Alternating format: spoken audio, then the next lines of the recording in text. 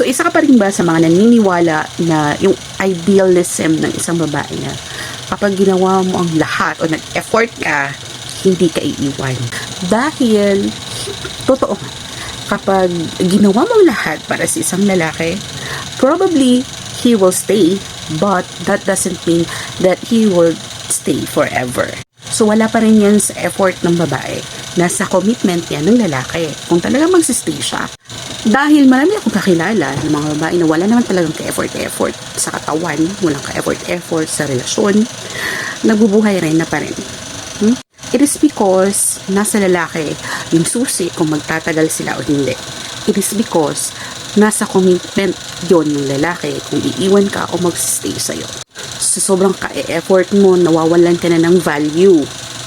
Well, according to experts, no, nabasa ko sa isang article about relationship na the more you give a man or offer a man something that he actually doesn't ask, no, galing sa'yo, galing sa babae or in a relationship kayo, ginagawa mo sa boyfriend mo or sa partner mo ang lahat-lahat, the excitement will be gone. Hindi niya kasi binibigyan ng effort kasi men are actually made for effort. So, dapat silang gumagawa nun para sa'yo, hindi the other way around.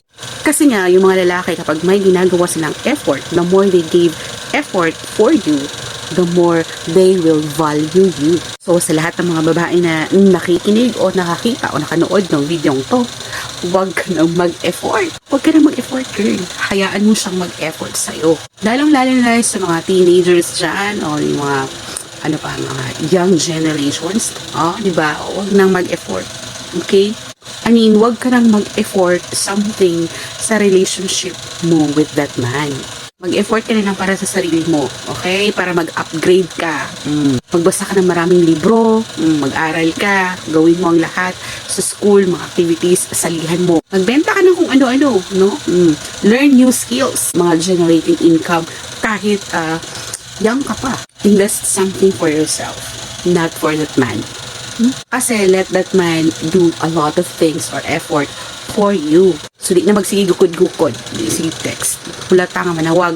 Hulata nga mag-text sa imo. Dahil sa panahon ngayon, we set our value.